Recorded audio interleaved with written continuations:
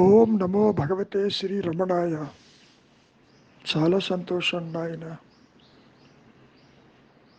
సూర్యకాంతిలో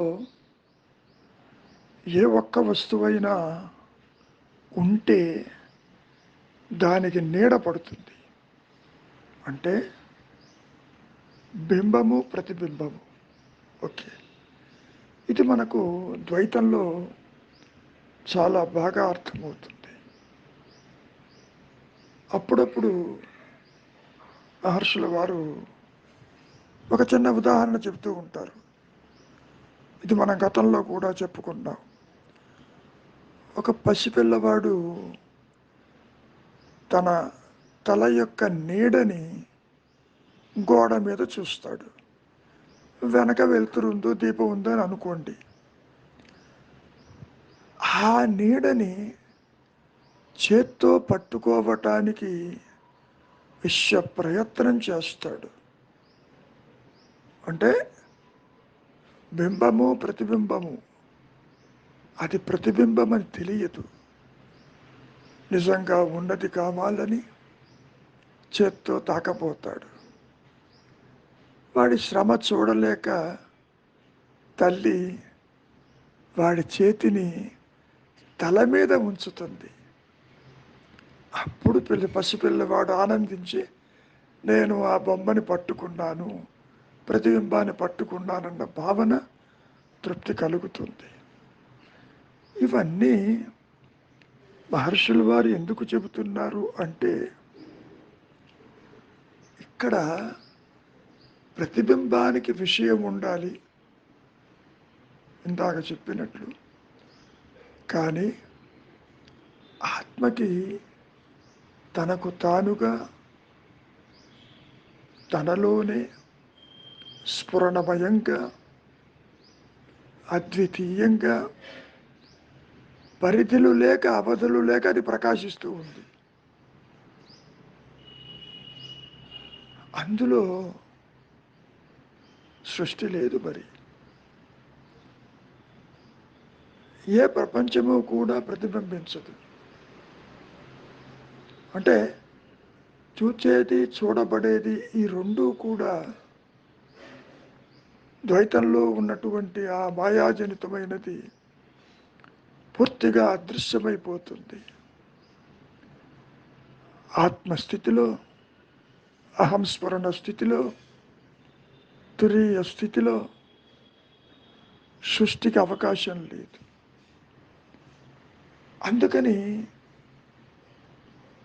ఆత్మలో జీవుడు కానీ, జగత్తు కానీ, ప్రపంచము కానీ, ఇతరులు కానీ, దైవము కానీ ఏ ఒక్కటి కూడా ప్రతిబింబింపదు. ముఖ్యంగా ఇక్కడ మనం అర్థం చేసుకోవలసింది, మనస్సుకి ఆత్మకి భేదం అంటూ లేదు. కారణం, ఉన్నది ఒకటే నేను. అంతర్ముఖమైన మనస్సే ఆత్మ, బహిర్ముఖమైనటువంటి కర్తృత్వంతో కూడింది, అహంకారమై కూర్చుంది. ఇదంతా కూడా చాలా విచిత్రంగా ఉంటుంది. మనస్సుకు అందదు, బోధించటానికి అందదు. మరి ఏ విధంగా మనం తీసుకోవాలి? మనస్సుకి ఆత్మ నుంచి వేరు ఉనికి లేదు కదా. తనకు తానుగా అది ప్రకాశింపలేదు. ఒకదాని మీద ఆధారపడి ఈ మనస్సు ప్రవర్తిల్లుతూ ఉంటుంది. ఈ అహంకారం, ఈ మనస్సు, ఈ పరిమితత్వము, ఈ వ్యక్తిత్వము లేకుండా ఆత్మ ఉండగలదు. కానీ ఆత్మ లేకుండా మాత్రం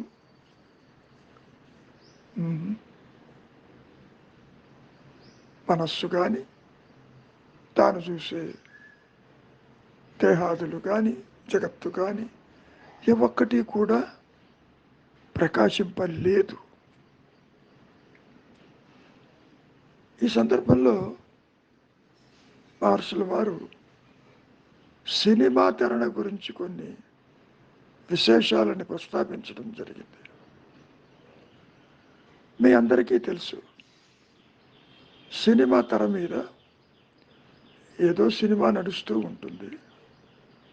అందులో ఒక వ్యక్తి వేరే సినిమా చూస్తున్నట్టుగా, అంటే సినిమాలో సినిమా నాయకులు కావచ్చు, వారు బయటికి పోయి ఇంకో సినిమా చూస్తూ ఉంటారు. తెరపైన అతడు ఎంత నిజమో అతనిచే చూడబడేటటువంటిది కూడా అంతే నిజం కదా. ఎప్పుడైతే ఈ సినిమా ఆగిపోతే అందులో అతడు చూసే సినిమా, తనతో పాటు ఉన్నవారు రెండూ కూడా ఆగిపోతాయి కదా. ఈ విషయం ఎందుకు చెబుతున్నారు మహర్షులు వారంటే, ముఖ్యంగా ఈ ప్రపంచం, దాన్ని చూసేటటువంటి నీవు ప్రపంచాన్ని చూస్తున్నావు. ఆ సినిమాలో దృష్టాంతరంలో వ్యక్తి అతనిచే చూడబోయే ప్రపంచం లాంటిదే కదా సినిమా కూడా. సినిమా చూస్తున్నాడు, సినిమాలో లోకాన్ని దర్శిస్తున్నాడు. సినిమాలో వ్యక్తి అతనితే చూడబడిన సినిమా వంటిదే ఇక్కడ నీవు చూసే ప్రపంచం కూడా. ప్రపంచం అంటే ఏమిటి? పంచేంద్రియాలతో నీవు చూస్తున్నావు. ఒక మిథ్యా నేను బాగా గుర్తుపెట్టుకోండి. ఒక మిథ్యా ప్రపంచాన్ని చూస్తున్నట్టు లెక్క. అంటే ఇందాక చెప్పినటువంటి సినిమాలో ఒకడు ఇంకో సినిమాకి పోయినాడు. సినిమాలో సినిమా అనుకుందాం. ఆ మిథ్యా సినిమాను చూస్తున్నాడు. ఇక్కడ కూడా దేహాత్మబుద్ధి కలిగినటువంటి ఒక మాయా నేను ఒక మాయా ప్రపంచాన్ని సృష్టించుకుని చూస్తూ ఉంటుంది. అయినప్పటికీ ఈ రెండూ కూడా నిలిచేవి కాదు. సినిమా ఆగిపోతే సినిమాలో సినిమా చూసేవాడు ఆ సినిమా మొత్తం ఎగిరిపోయిందిగా. అసలు విషయం సూక్ష్మంగా పరిశీలిస్తేనే తప్ప అవగాహనకి రాదు. అంతవరకు దేనికి ఒక భ్రాంతి. మిథ్య అంటుంటామే, భ్రాంతి అన్నమాటే ఒక భ్రాంతి, మిథ్య అన్నమాటే ఒక మిథ్య. అంటే లేనిది ఉన్నట్టుగా కల్పించుకుంటుంది. ఎవరైతే ఈ భ్రాంతికి అతీతుడై ఉంటాడో అప్పుడు ఆ భ్రాంతిని గ్రహించగలడు.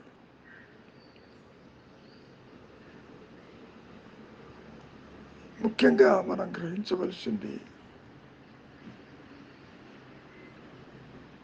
తెర మీద సినిమాలో ఇందాక చెప్పినట్లు దృశ్యాలు కదులుతూ పోతూ ఉంటాయి. అగ్నిలో ఎన్నో కాలి బూడిదలైపోతూ ఉంటాయి. ఎన్నో భూకంపాలు, ప్రమాదాలు ఒకటి కాదు. కానీ వాటన్నిటినీ ప్రదర్శించినటువంటి తెరను అవేమీ చెయ్యవు కదా. కారణం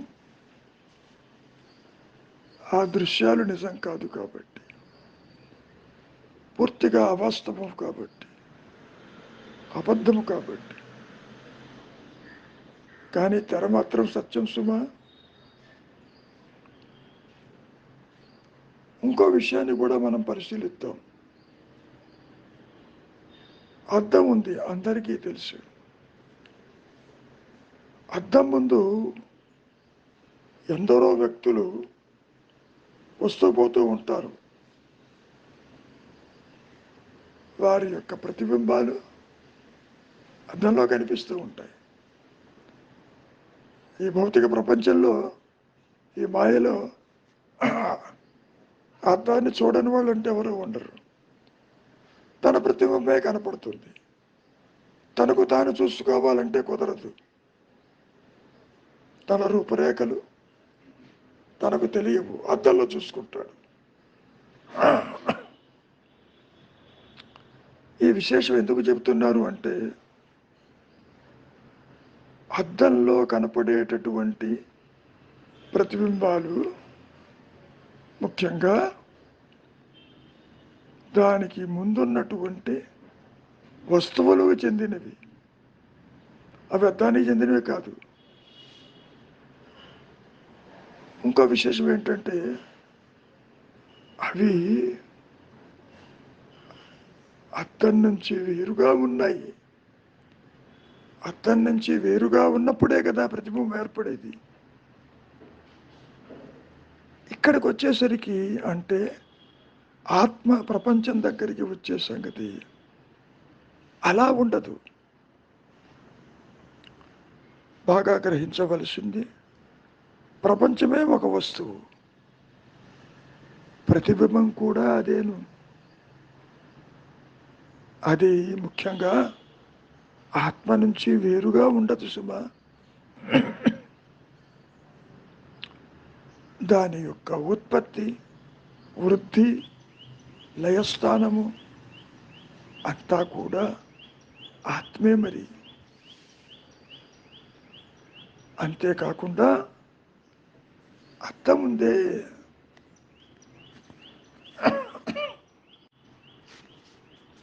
ముఖ్యంగా అద్దము జడమైనది, అంటే చైతన్యము లేనిది, స్వయం ప్రకాశము లేనిది. అది పొరపాటున కూడా నేను అని అనదు. మరి ఆత్మ అహంస్మరణం, శుద్ధమైన చైతన్యము, ఈ పూర్ణ చైతన్యము, దానికి స్వయం ప్రకాశము కలిగి జ్ఞాన వృత్తి చేత నేను ఉన్నాను ఉన్నాను అన్న ఎరుకతో అది ఉంటుంది. ఇందాక మనం అద్దాన్ని గురించి చెప్పుకున్నాం కదా, ఆ దృష్టాంతరం కూడా ఆత్మలోని ప్రపంచంలోని ఒక దృశ్యమే. ఆత్మని విడిచి దృశ్యాలు కానీ, ప్రపంచము కానీ, జనన మరణాలు కానీ, సాగు పుట్టుకలు కానీ ఈ ఒక్కటి విడిగా ఉండదు.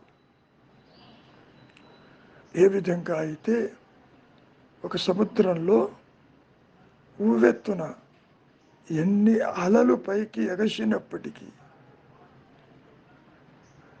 తిరిగి అవన్నీ సముద్రంలోనే కలిసిపోతున్నాయి కదా. అలా సముద్రాన్ని విడిచి లేదు కదా. అదే సముద్ర గర్భంలోకి వెళ్ళేసరికి నీకు అలలు ఎక్కడున్నాయి? లేవుగా. కనుక బాగా గ్రహించవలసింది, ఆత్మకి భేదము లేదని, ఆత్మకి అన్యత్వము లేదని, ఈ ప్రపంచాన్ని, ఈ జీవాత్మ భావనని చూచే ఒక మాయా నేను లేనిది ఉద్భవించినట్లుగా, అంటే ఒక చిచ్చడ గ్రంథి, అటు జడము కాదు, ఇటు చేతనత్వము కాదు, చైతన్యము కాదు. ఒకటి ఉన్నట్టు కనపడుతుంది, అది చూస్తుంది జగత్తుని, సంసారాన్ని, ఇతరుల్ని. ఎక్కడ చూస్తుంది? తనలో ఉన్నదే బయట చూస్తుంది. ఇందాక సినిమాలో ఒక పాత్ర ఇంకో సినిమా చూసినట్టు, ఎప్పుడైతే సినిమా అయిపోతే పాత్రలు అదృశ్యమైపోయినాయిగా. ఇక్కడ కూడా అలాగే జరుగుతూ ఉంటుంది. ఆత్మ ప్రకాశంలో ప్రపంచము కానీ, జీవుడు కానీ, జగత్తు కానీ, జనన మరణాలు కానీ ఏ ఒక్కటి కూడా ప్రతిబింబించదు. లేనిది ఉన్నట్టుగా కనపడుతుంది. వాటికి మనం జీవాత్మ ఆది నుంచి తృణీకరించబడిందని ఎందుకు చెప్పుకుంటున్నాము? లేనిది ఉన్నట్టుగా కనపడింది కాబట్టి. సర్పరజ్జు భ్రాంతిలో తాడెన్నడైనా పాము అయిందా? కాలేదు కదా. లేని పాముకి వెతకటం మొదలు పెడితే తాడే కనపడింది. ఇక్కడ కూడా మిథ్య అయినటువంటి అహంకారం ఉన్నదేమో చూడబోతే అక్కడ అనుగ్రహం చేత ఆత్మ మాత్రమే ప్రకాశిస్తున్న సంగతి నీ సహజత్వంగా తేలిపోతుంది. అంతకంటే ఏమీ లేదు.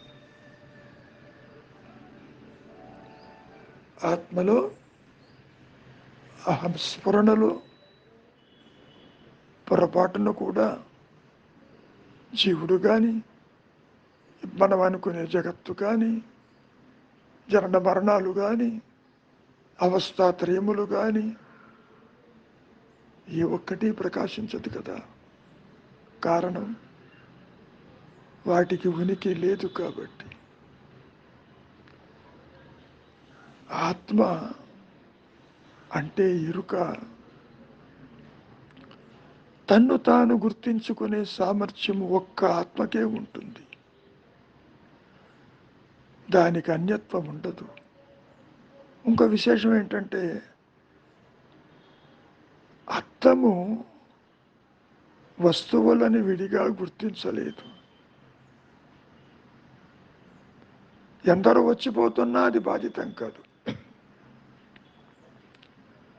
ఇక్కడ కూడా అహం స్ఫురణ ఒక తెర వంటిది. దాని మీద ఎన్ని దృశ్యములు పడినప్పటికీ తెర ఏది కాదు. కృష్ణ పరమాత్మ గీతలో చెప్పినట్లు, అర్జున, ఆత్మని నువ్వు అనుకునే శస్త్రము ఛేదింపలేదు, అగ్ని దహింపలేదు, వాయువు ఆర్పివేయను లేదు అంటూ ఇన్ని విధాలుగా సూచించడం జరిగింది కదా. కాబట్టి నీతో కలిపి నీవు చూస్తున్నటువంటి ఈ చరాచర సృష్టి యావత్తు కూడా ఉనికి లేనిది. దృశ్యమాన ప్రపంచం అంతా కూడా దీనికి ఆధారమైంది ఆత్మ. మరి ఆత్మలో మరి ఈ ప్రపంచం ప్రతిబింబించదు కదా. ఆత్మ దేనిని చూడదు. ఇదంతా కూడా ద్వైత జ్ఞానం అంతా అజ్ఞానమే అని చెప్పడం జరిగింది. మంచిది, విచారించండి. మౌనమే నీ సహజత్వం. ఓకే. ప్రతిబింబానికి విషయము ఉండవలే. అసలు కానీ ఒక్క నిమిషం. బింబం ఏది, ప్రతిబింబం ఏది? ఇప్పుడు నీవు ఒక అద్దం ముందు నుంచుంటావు, నీవు బింబము, అద్దంలో కనపడేది ప్రతిబింబం. ప్రతిబింబము అంటే ఆ వస్తువు యొక్క మాయా స్వరూపం.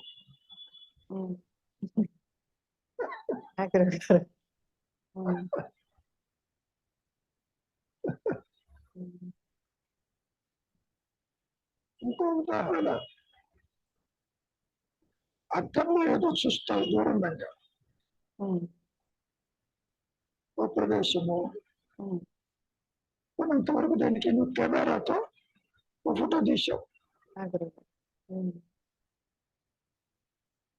కెమెరాలో పడినటువంటిది ప్రతిబింబం.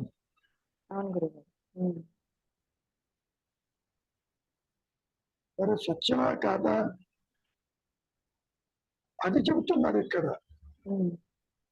అక్కడ బింబం ఉంటేనే ప్రతిబింబం. చూడు, ప్రతిబింబానికి విషయం ఉండవలే, కానీ ఆత్మకి విభేదాలు లేవు. ఆత్మలో ప్రపంచం ప్రతిబింబించదు. ఇక్కడ నువ్వు ఆత్మ అంటే ఏంటో తెలియకపోవచ్చు.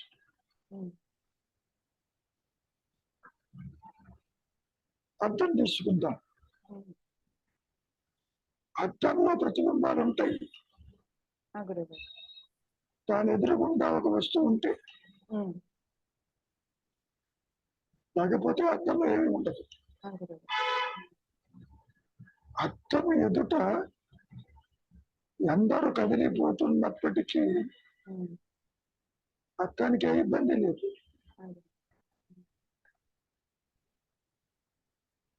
ఆత్మ గురించి ఎందుకు ఇలా చెబుతున్నారు?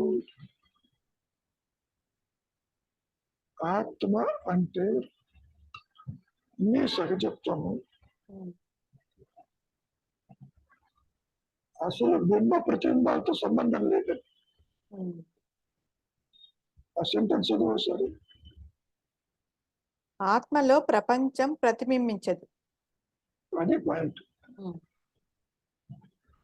దాని అర్థం ఏంటి? ఇప్పుడు నీవు దేహాత్మ బుద్ధితో ఇంద్రియాల ద్వారా జగత్తుని, సంసారాన్ని చూస్తున్నావు. బింబ ప్రతిబింబాలు ఉన్నాయి ఇక్కడ అనుకుంటాం కదా. నీకు ఆధారమైనటువంటి ఆత్మకి జీవుడు, జగత్తు, ఈశ్వరుడు లేరు అక్కడ.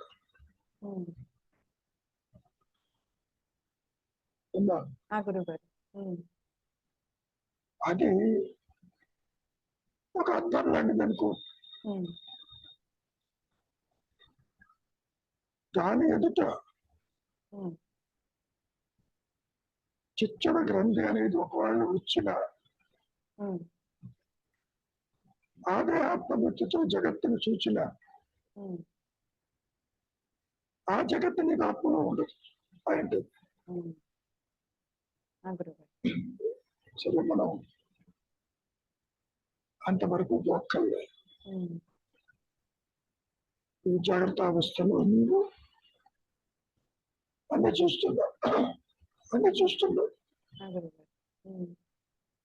నిద్రపోతే ఇవంతా ఏమైంది? నీ మనస్సు ఏమైంది? మనస్సుతో చూస్తున్నటువంటి జగత్తు ఏమైంది? సంసారం ఏమైంది?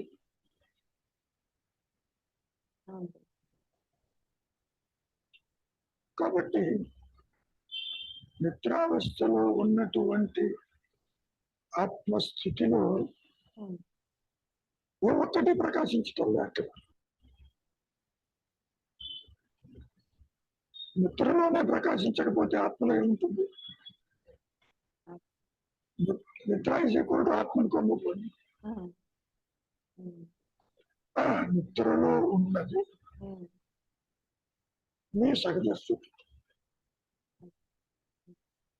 ఓకే, ఆ గురుగారు. పూర్తిగా చదివి ఏదైనా అనుమానం ఉంటే చూద్దాం. ప్రతిబింబానికి విషయం ఉండవలే కాని ఆత్మకి విభేదాలు లేవు. ఆత్మలో ప్రపంచం ప్రతిబింబింపదు. ఇక్కడ విభేదం అంటే అర్థం ఏంటి? ఆత్మకి అన్యంగా ఒకటి ఉండాలి. ఉమ్, ఆత్మకి అన్యం లేదు కాబట్టి, విషయం లేదు కాబట్టి ఆత్మలో సృష్టి లేదు. ఉమ్, పైగా ఈ సృష్టి ఎక్కడికి పోయింది అనేటువంటి ప్రశ్న కూడా మీకు రాదు. ఉమ్, ఓ సర్పరజ్జు భయభ్రాంతిలో తాడును చూసినప్పుడు పాలటి పోయింది అన్నటువంటిది మీకు రాదు. అవును. ఉమ్, ఒకవేళ నువ్వు అనుకున్న భయపడ్డ పాము తాడులో కలిసిందంటే తాడును కోస్తే పాము రావటంలా. అటు తాడుకి ఇటు పాముకి కనెక్టివిటీ లేదు అసలు. ఉమ్, అంటే ఎందుకు చెబుతున్నారు ఇది? ఇది ఒక ఊహాజనితం, ఇమాజినరీ. అదే. ఉమ్, The ego is like a phantom, um, no real existence. ఉమ్, ఆత్మ నుంచి ఏది రాలేదు, ఉమ్, కానీ వచ్చినట్టుగా కనపడుతుంది ఇక్కడ. ఆ గురుగారు. తాడు నుంచి పాము రాలేదు, అవును. కానీ వచ్చినట్టుగా కానీ పాము కనిపిస్తుంది. కనిపిస్తుంది. నీవు ఆత్మవై ఉంటూ ఉమ్, జీవ భావనతో ఒక దేహాత్మ బుద్ధి జనించినట్లుగా ఉంటుంది. మన ధ్యానం చెప్పడం లేదు. ఆ గురుగారు. సో ఈ స్థూల దేహానికి స్థూల జగత్తును చూస్తున్నాం. ఉమ్, మరి ఈ మూడు కూడా జీవుడు, జగత్తు, నువ్వు అనుకునే ఈశ్వరుడు, ఉమ్, ఏ ఒక్కటి ఆత్మలో లేదు. చాలా విచిత్రంగా ఉంది. ముత్యపు చెప్పలో వెండి లేదు, ఉమ్, ఏమో ఆ గురుగారు. ఉమ్, తాడులో పాము లేదు. ఆత్మ దగ్గరికి వచ్చేసరికి ఆత్మలో సృష్టి లేదు. Very simple.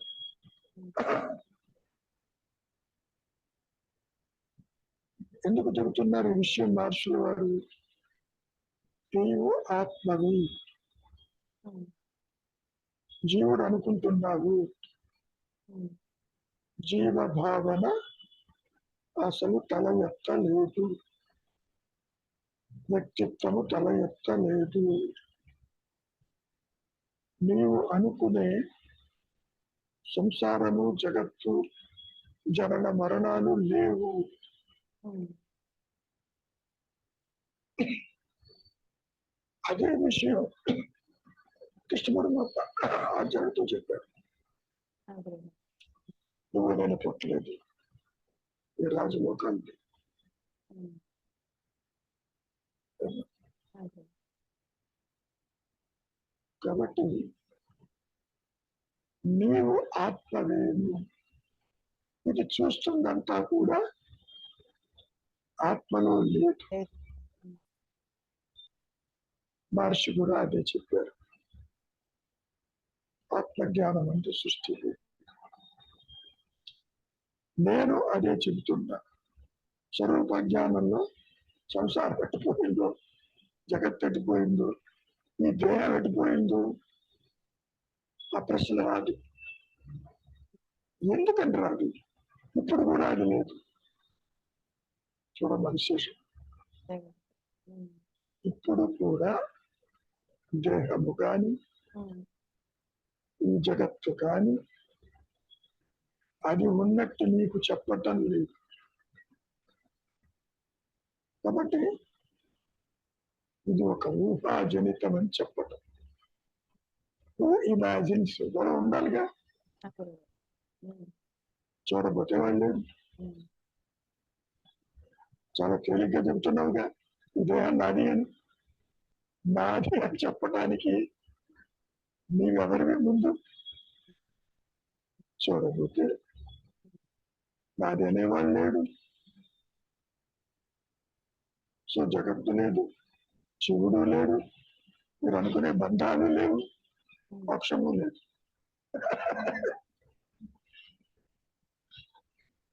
మీరు చాలా తేలిగ్గా చెప్పారు, మాకు మిగుడు పట్టలేదు ఇది అని అనుకోవచ్చు. విచారించాలి. నీతో కలిపి నీవు చూస్తున్నది అసత్యము, భ్రమజనితము, స్వప్నతుల్యము.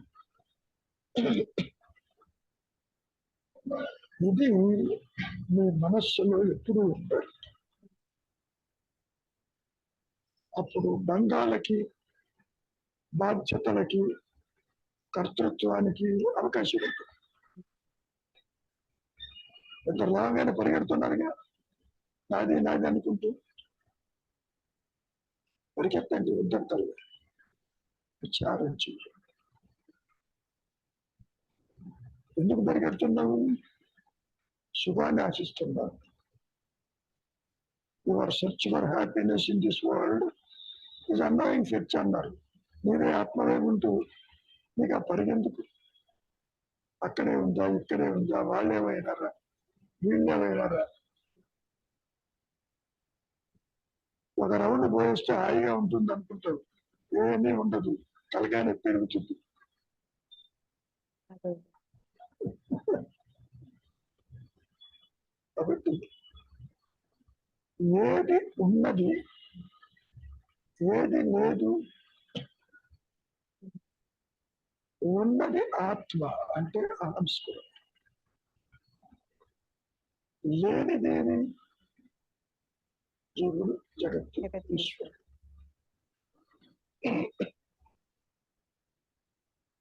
దైవం లేడు అనగానే వీడెవరు నాస్తికుడు అనుకుంటాడు.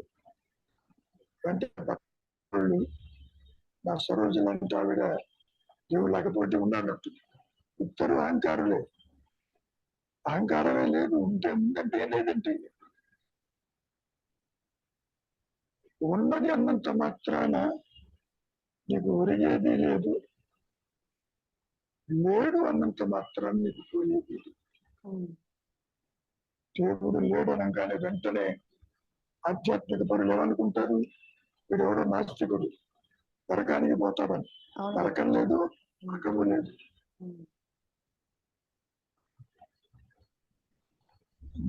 ఆ గురువు గారు. చాలా తేలికే కదా. ఆ గురువు గారు. తేలిగ్గానే ఉంది గురువు గారు. ఇంత తేలికైన దాన్ని ఎందుకు కాంప్లికేట్ చేసుకుంటున్నావు?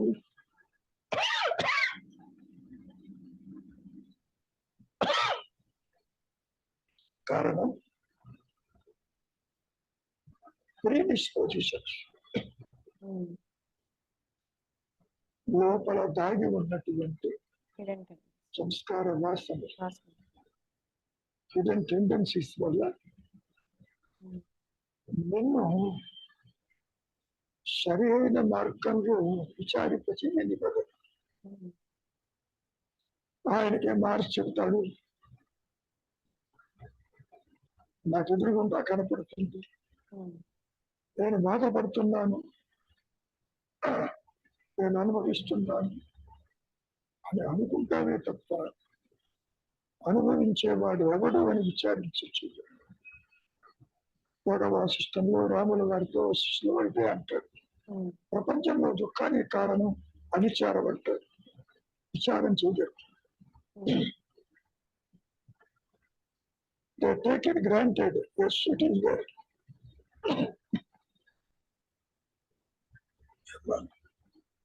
గురుగారు వాసనను తొలగించుకోవడానికి మన ప్రయత్నము మానవ ప్రయత్నం ఎంతవరకు గురుగారు అది?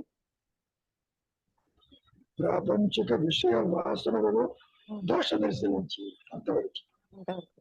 ఉమ్, కొత్త వాటిని తీసుకోవద్దు. ఉమ్, మాటి మాటికి ఒక విషయాన్ని బాధిస్తుంది నిన్ను. ఉమ్, కావాలను వద్దను ఉమ్, విచారించు. అక్కడ ఏమీ లేదు. ఉమ్, అందుకనే వైరాగ్యానికి పెద్దపీట వేశారు అందరు. డిస్పాషన్. అవును. ఉమ్, ఎప్పుడైతే మనస్సులో రాగం ఉన్నంత వరకు బంధం ఉంటుంది. ఉమ్, రాగం తొలగిపోయి విరాగి అయినప్పుడు బంధానికి తాగుంటుంది. ఉమ్, దేహం మీద ఉండదు, నువ్వు అనుకునే సంసారం మీద ఉండదు, జగత్తు మీద ఉండదు. ఉమ్, సో బంధానికి కారణం రాగం. దానికి తగ్గట్టుగానే అరిషడ్ వర్గాలు లోపల నుంచి లాగుతూ ఉంటాయి. కామము, క్రోధము, మోహము, మదము, ఆశ.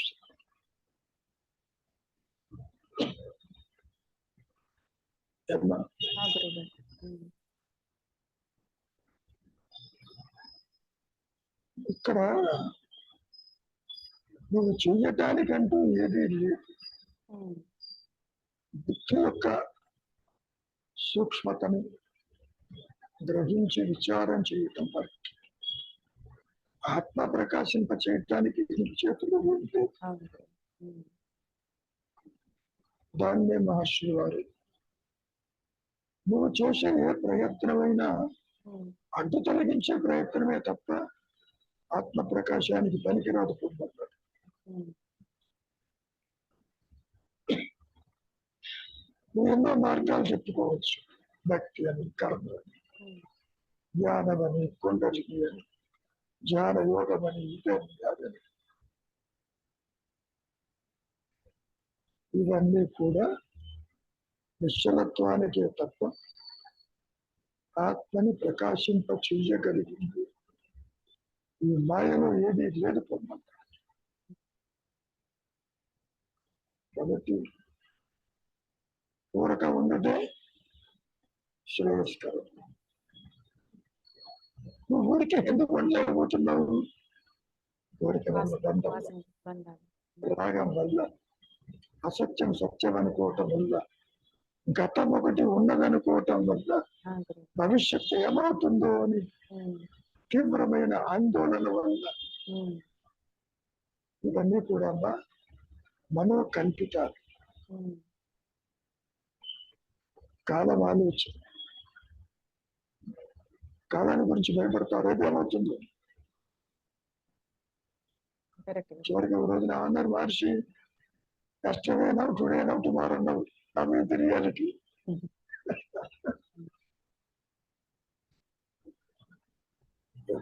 ఆ గురుగారు. అందరూ ఎన్ని మాటలు చెప్పినా ఉమ్,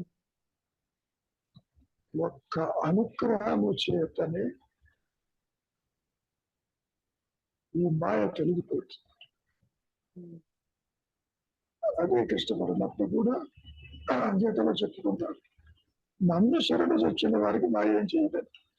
నన్ను అంటే ఆత్మని. ఆత్మని. ఉమ్, నీవు నిలిచి ఉన్నావు, ఉమ్, కొత్తగా ఏం రాదు. ఉమ్, నీకు సంకల్పం వస్తున్నదంటేనే లోపల దాగి ఉన్నది ఒక్కొక్కటి దూకుతుంది బయటికి. ఆ గురు. ఉమ్, ఇంతకుముందు స్టోర్ చేసి పెట్టావంట, ఆ గురుగారు. ఓ పాత్రలో పెట్టావనుకో, ఆ, మూత తీస్తే ఒక్కొక్కటే బయటకు వస్తుంది. కాలం అంటారు, జన్మ అంటారు, కర్మ అంటారు, ఇది చెయ్యాలంటావు, అది మానాలంటావు. ఇవన్నీ కూడా అమ్మ అసత్యమని తెలుసుకో అంతవరకు.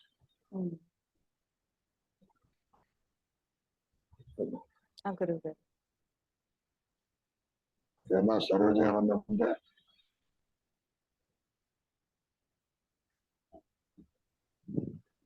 లేదు గురువు గారు.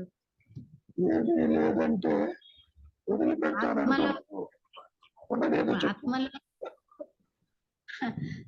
ఆత్మలో ప్రపంచం ప్రతిబింబించదన్నారు.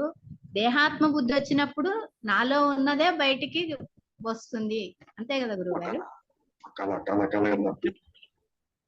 ఆ గురువు గారు. నువ్వు కలగనేటప్పుడు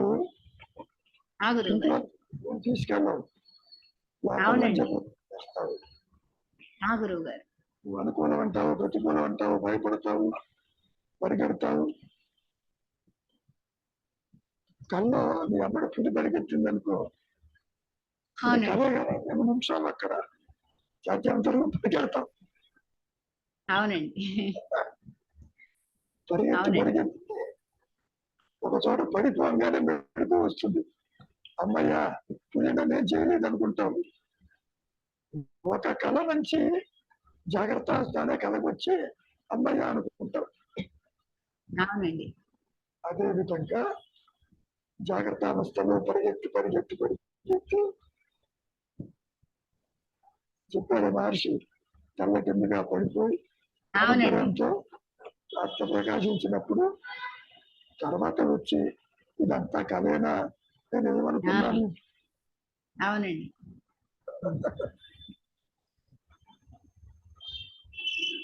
అత్యంత తేలికైనది.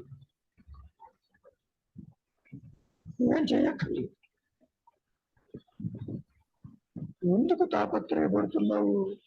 ఇది చెయ్యాలి, అది మారాలి, ఇది పొందాలి.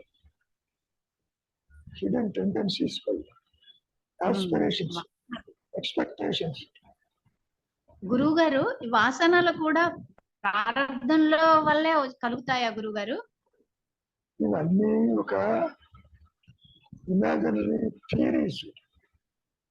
గురువు గారు, కానీ అది తెలియదుగా గురువు గారు మాకు. చూడుకొని వాడిని చూడటం లేదు, తెలియని మాకని ఎవరినో 10 మందిని కలుపుకుంటున్నాం. మాకు అంటే ఏంటి తెలుసా? చెట్టు కొమ్మ. గురువు గారు ఎవరు లేరు. గురువు గారు అందరూ ఎవరు లేరు, ఉన్నది ఒకటే. సో మాను అంటే చెట్టు చెప్తుందని ఉన్నట్టు. గురువు గారు.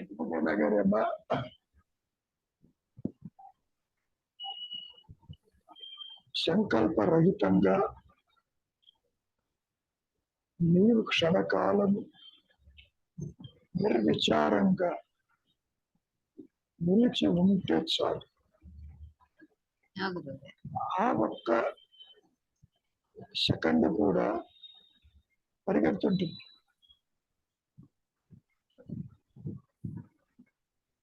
పరిగెత్తే మనస్సును ముందు తీసుకురా. ఇక న్యూస్ ప్రాణాయామం, వాయు మూలము, మనోమూలము. నువ్వు తలకాయ బాగానే ఊపుతున్నావు, చేస్తున్నాను. ఏం చేస్తున్నావు? చేస్తే ఈ బాడీ థాట్స్ రాకూడదు. అది నిలవట్లేదు గురువు గారు. చాలా చెప్పే ఉంటుంది నిశ్చలత. ఏంటి? ప్రాణాయామం జరిగిపోవటంలా గాలి పీలుస్తున్నావు, పరిగెడుతున్నావు. ఎప్పుడైనా గాలిని బంధించావా? గాలిని బంధించు. అంతర్కుంభకం కానీ బాహ్య కుంభకం కానీ అక్కడ ఆత్మే ప్రకాశిస్తుంది. ఎందుకని? మనస్సు ఉక్కిరి బిక్కిరైపోతుంది బంధిస్తే. నువ్వు మాట్లాడాలి అంటే గాలి వదిలిపెట్టాలి. మాట్లాడాలి అంటే గాలి పీల్చాలి. పీల్చడం వదలటం ఆపు చూద్దాం కాసేపు, ఒక సెకండ్. ఇదే మహర్షి చెప్పింది. వాయు మూలము, మనోమూలము మనం ఆత్మ కూర్చుంది. ఉమ్, నువ్వు వెళ్ళి ఆత్మను తెలుసుకోకల్లా నిశ్చలంగా ఉంటే చాలు. నిన్ను అట్టి పెట్టి అది ప్రకాశించదు. చెప్పారు గురువు గారు. కాబట్టి దృశ్యవారితం వారు going on recording in your mind. కనిపించిన ప్రతి చెత్తని లోపల పెట్టుకుంటున్నావు.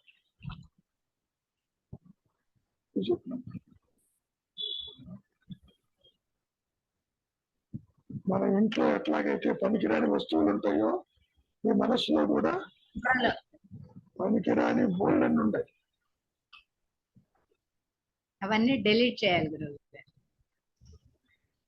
వాడి జోలికి పోకపోతే చాలు, డిలీట్ చేయగలరు. స్మరించకుండా ఉంటే అది డిలీట్ అయిపోతాయి గురువు గారు, అవే ఆటోమేటిక్ గా. మనం విస్మరించడం లేదుగా, స్మరిస్తున్నాముగా. ఏమైనా రవి, గురువు గారు, anything you want to contribute? అంటే ఇక్కడ ప్రతిబింబానికి విషయాలు ఉంటాయంటే దేని నుంచి వచ్చే ప్రతిబింబం గురువు గారు? ప్రతిబింబము అనేది ఒక వస్తువు ఉంటే కదా ప్రతిబింబం. అవునవును. అతని దగ్గర నీవు నిల్చుంటేనే నీకు ప్రతిబింబం కనపడుతుంది. అవును. నీ ఫేస్ నువ్వు తెలుసుకోలేవు, నీ కళను నీవు చూడలేవు. అవును.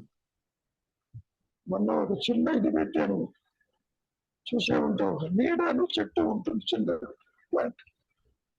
పెట్టారు గురువు, నీడ చెట్టు. నీడ చూస్తుంటే ప్లాంట్ చూడవు, ప్లాంట్ చూస్తే నీడ చూడవు. ఆత్మగా ఉంటే సృష్టిని చూడవు, సృష్టిని చూస్తే ఆత్మను చూడలేదు. చూసేది ఒకటే మళ్ళీ. నేను నీవు ఏ అవస్థలో ఉన్నా ఒకటే నేను. చూచినంత మాత్రాన అది సత్యము కాదు, చూడనంత మాత్రాన నిద్రావస్థ అసత్యము కాదు. ఇక్కడ ప్రతిబింబం అంటే అసలు నేనుకి మాయా నేను ప్రతిబింబంగా చెప్తున్నారా? ఓకే. అంటే మాయా అనేదే లేదు అసలు. ఇక్కడ తాడు పాము కాలేదు, ఆత్మ జీవుడు కాలేదు. కానీ ఈ జీవుడు దేహాన్ని జగత్తుని చూస్తున్నాడు. ఎలా చూస్తున్నాడు? లోపల దాగి ఉన్నటువంటి వాసనల వల్ల చూస్తున్నాడు. నిజంగా వాసనలు ఉన్నాయా? నిజంగా జీవుడు ఉన్నాడా అనేది ఇక్కడ విచారించవలసిన విషయం.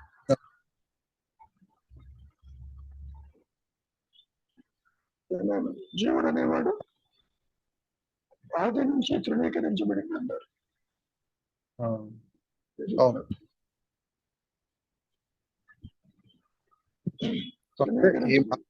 కాబట్టి అంటే ఏదో కాకపోతే మాయలో చెప్పుకోవడానికి ఈ మాయానికి విషయాలు ఉంటాయి కానీ ఆత్మకి విషయములు ఉండవు అని చెప్తున్నారు.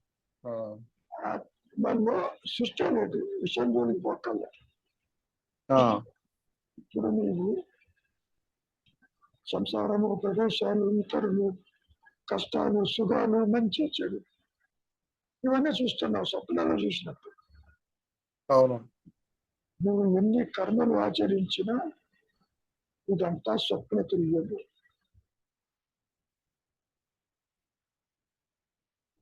నువ్వు చేసే కర్మలు మహాసంద్రము చర్యలు అన్నాడు. అది అభివృద్ధి నిరోధకము, గమ్యాన్ని చేర్చదు. అది బయట గమ్యం అంటే ఆత్మస్థితి. కాబట్టి ఎన్ని కర్మలు ఆచరించినా ఆ- ఆత్మస్థితికి చేరుకోలేరు. ఎందుకని నీవే అదే ఉన్నావు కాబట్టి. ఉమ్. చంకలో పిల్లవాడిని పెట్టుకుని ఊరంతా వెతికితే పిల్లడు దొరుకుతాడా? ఏమా సరోజ?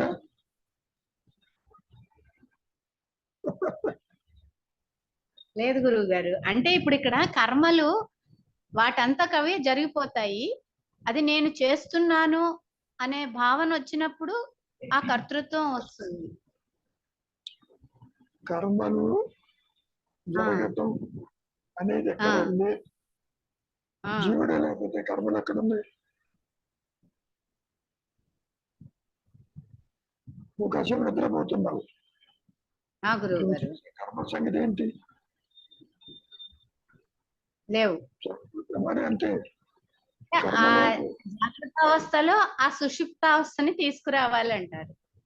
నువ్వు తీసుకురాకల్లా మూసి కూర్చోంటే ఆ. చాలు, సంకల్పం లేకపోతే చాలు. అదేదో విడిగా ఎక్కడో దొరికింది పట్టుకొస్తానంటే కుదరదు. సరే గురువు గారు. ఏది కొత్తగా రాదు.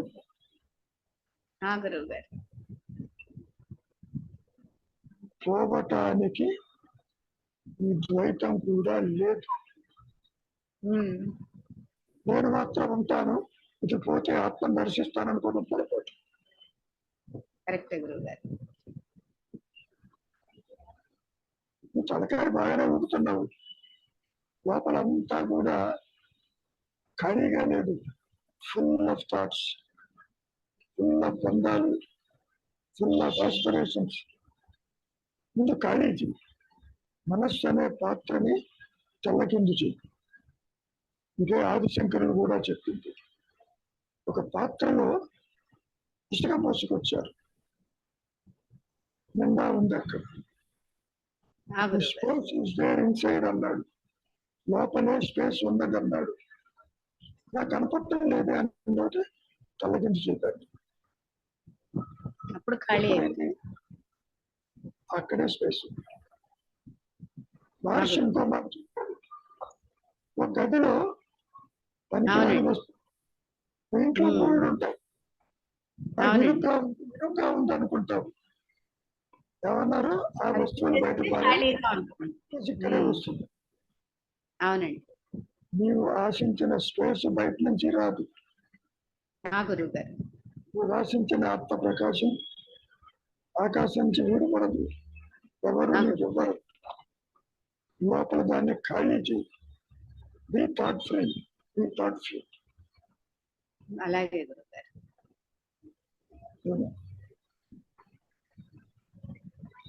పోనీ ఇంకా చేస్తే ఏమైనా ఆత్మ ప్రకాశిస్తుందా? ముందు చేసి చూడు. అనుగ్రహం కావాలి.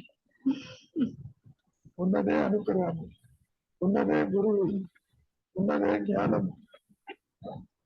లేనిది సృష్టి. సృష్టి. శ్రీనివాసరావు గారు ఏమైనా ఉందా ఇంకా?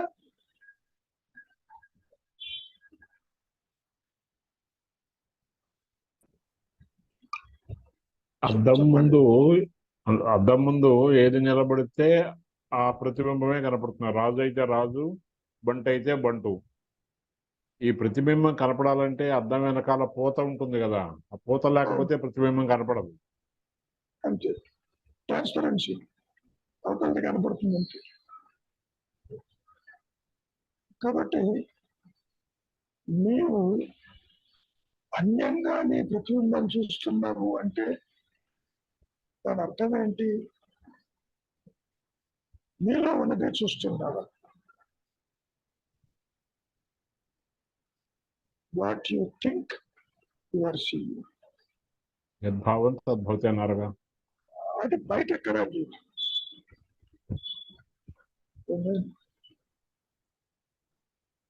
వెంకట్రావు గారు ఏమన్నా ఉందా ఇంకా మిగిలి? లేదు సార్, లేదు. మీరు ఆందోళన పడచ్చు. ముఖ్యంగా కాలం గడుస్తున్న కొద్దీ ఎక్కడ వేసిన గొంగళి అక్కడే ఉన్నది, నో చేంజ్ అనే భావన ప్రతి ఒక్కరిలో ఉంటుంది. ఆ భావనను కూడా తల ఎత్తనివ్వదు. ఇవాళ మీరు మెసేజ్ పెట్టారు కదా, ఇవాళ మీరు మెసేజ్ పెట్టారు. వయస్సు మీరుతున్న కొద్దీ, దగ్గర పడుతున్న కొద్దీ మృత్యుకి ఈ భయమే ఉంటుంది. ఉంటుందిగా మరి. మీరు పెట్టారు, మీరు దానిలో పెట్టారు కదా, మృత్యు భయమే ఉంటుంది. ఏమో ఎప్పుడు పెట్టానో తెలియదు. ఆ స్టేటస్ లో ఇవాళ పెట్టారు. పెట్టాను మేకర్ ఆ, స్పీకర్. ఈ కలెక్షన్ డ్రైవ్స్ అలా గొప్పది. ఎక్కడెక్కడ పడుతుంటారు ఆయన. అంటే అన్ని బాగున్నప్పుడే ఆత్మజ్ఞానం తెలుసుకో అని పెట్టారు గురుగారు చివర్లో. ఆయన తెలుసుకో అన్న పదం కూడా నీవు అదేను అని చెప్పటం. ఆ, తెలుసుకోండి మళ్ళీ ప్రమాదం ఏంటి? కాలం అయిపోతుంది, ఎప్పుడు రాలిపోతుందో ఇదే. నేను ఎప్పుడు తెలుసుకుంటాను అని అనుకుంటావు. అసలు దేంతో సంబంధం లేదు. ఆత్మని తెలుసుకునేవాడు లేడని తెలుసుకోవటమే ఆత్మని తెలుసుకోవటం. ఆ గురువు. అవును. ఇప్పుడు చెప్పినాయన నేను చెప్పిన సెంటెన్స్ మీరే చెప్పాలి గురువు గారు. అన్ని బాగున్నప్పుడే కాదు. తెలుసుకునేవాడు లేడని తెలుసుకోవటమే ఆత్మని తెలుసుకోవటం.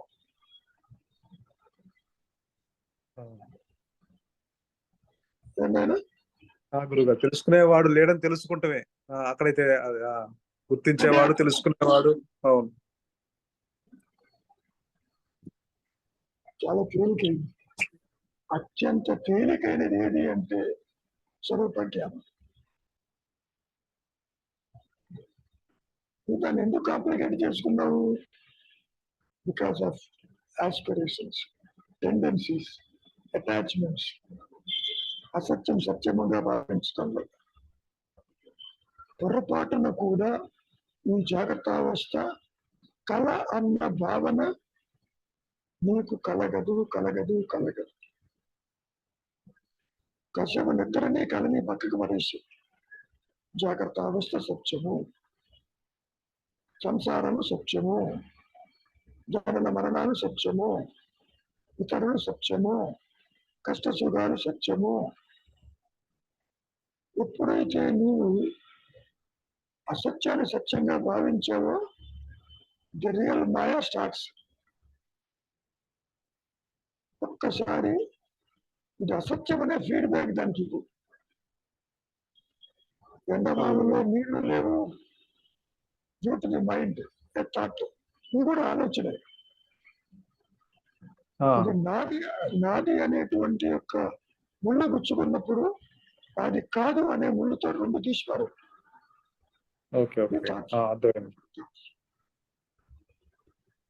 అప్పుడు నీకు ఆలోచన రమ్మన్నా కూడా రాదు. I can guarantee you. నీవేమో లేనిది ఉన్నట్టుగా భావిస్తున్నావు, అదే సమయంలో ఉన్నది లేనట్టుగా భావిస్తున్నావు.